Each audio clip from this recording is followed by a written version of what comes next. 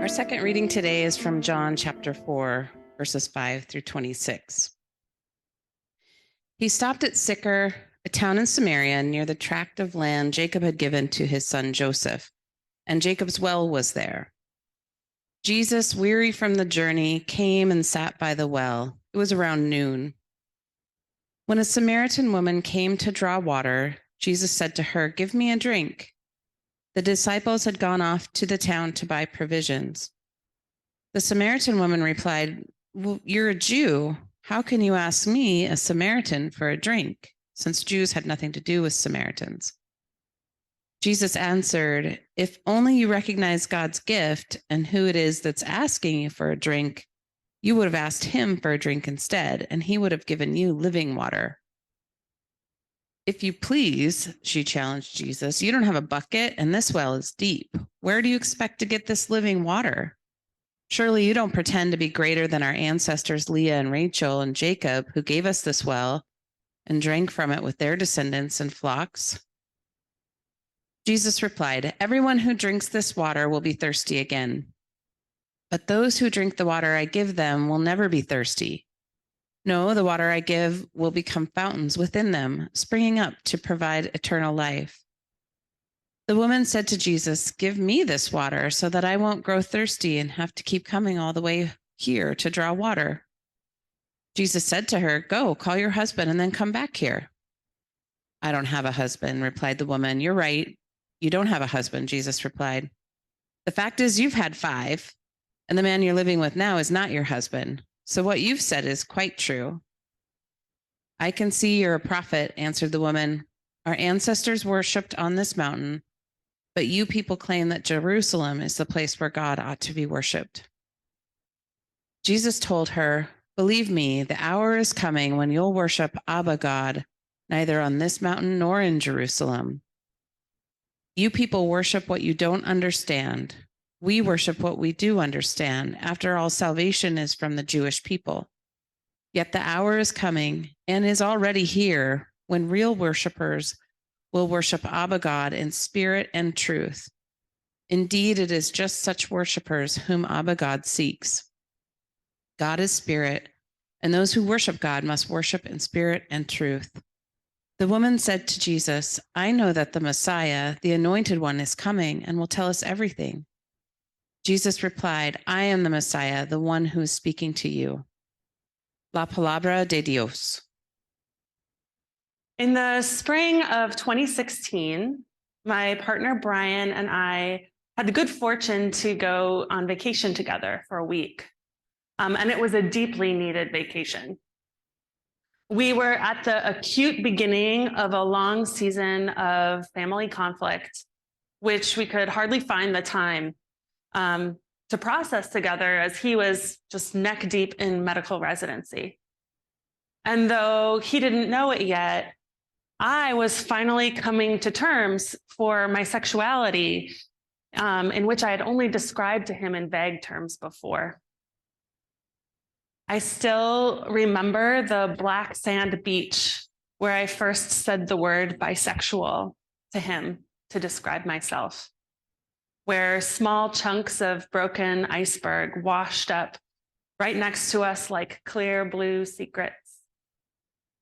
As he tenderly listened, asked questions, and expressed love for me, I experienced a deep feeling of love and acceptance that I simply hadn't known before. No one had ever known me as fully me, not even Brian. So no one had really been able to love me as me yet either. The thing about being bi, especially being a bi person in a hetero-presenting relationship like I am, is that one has to live in a constant state of unveiling. You get practiced at telling people you're queer. We have to if we want to be whole. The world, even in our belovedly queer Portland, still defaults to heterosexuality. And folks who aren't visibly clear have to labor to keep the closet doors open. This is also a huge privilege, this being able to pass for straight. It means physical safety, fewer microaggressions, even just lazy comfort, which leads sometimes to complacency. But the shadow side of passing is erasure. It's not being truly seen, known, or loved.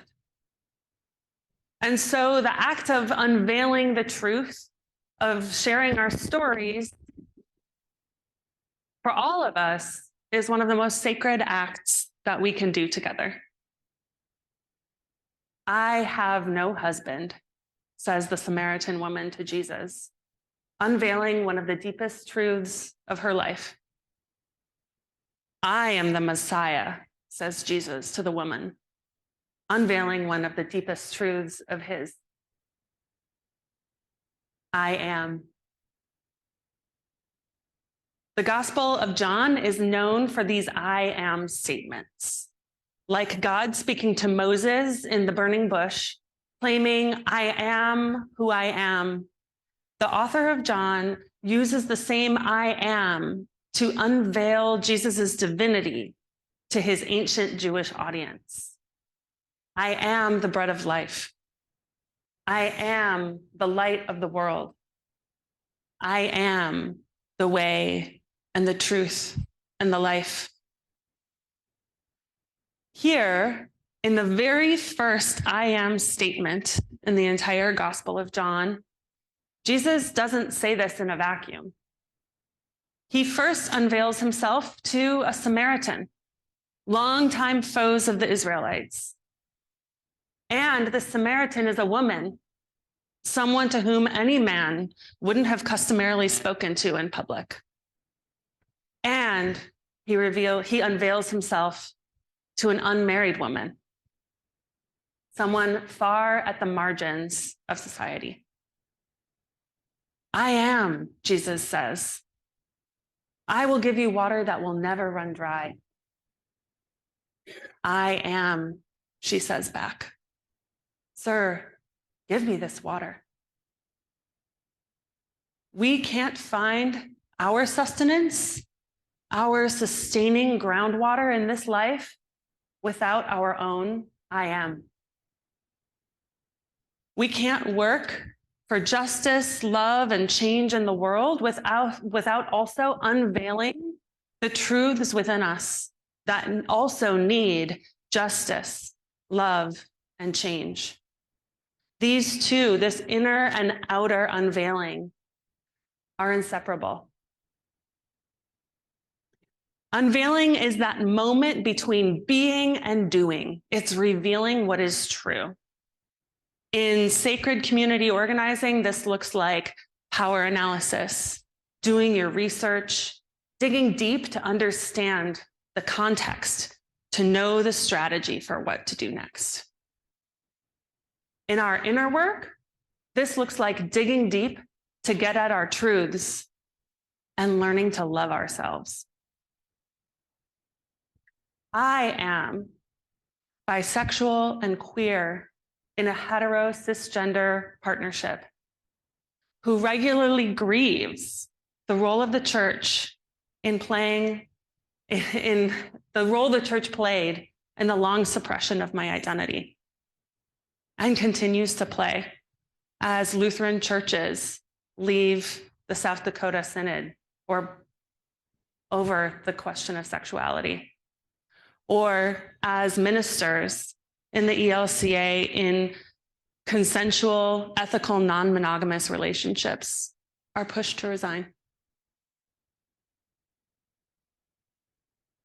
I am white, a descendant of settlers, an inheritor of wealth through stolen land, who grieves my location in these systems, who works to make change, who continues to benefit. I am, and I am, and I am. The unveiling work doesn't stop, and we move through life discovering our own clear blue secrets that keep washing up on the shores of our souls. These secrets, when we unveil them together, holding them up for each other to see in love, they transform from ice into gems. And when we act on them together, they can change the world. We can. I am. Who are you? What stories and truths want to be unveiled within you? Let's tell each other our stories. They will lead us to the water that never runs dry.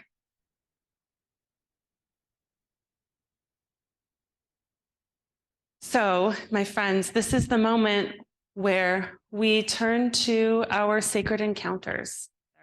Conversations are part of our culture, this sacred encounter practice that we do with one another. So we'll take a little bit of time to just reflect for a few minutes on the question, what I am, what stories want unveiling within you today? They don't have to be big, but maybe there's something. So we'll take a few minutes and then I'll move us into one-to-ones.